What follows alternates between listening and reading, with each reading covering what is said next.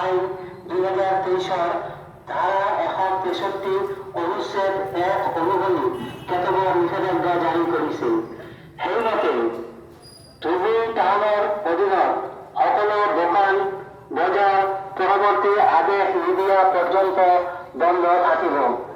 ৰাজহুৱা স্থানত 5জনতকৈ ততোধিক ব্যক্তিৰ সমাৱেশ আৰু প্ৰদৰ্শন, সভা আৰু সমাগম ইত্যাদিৰ প্ৰচেষ্টাৰ ওপৰত নিষেধাজ্ঞা জাৰি কৰা হৈছে।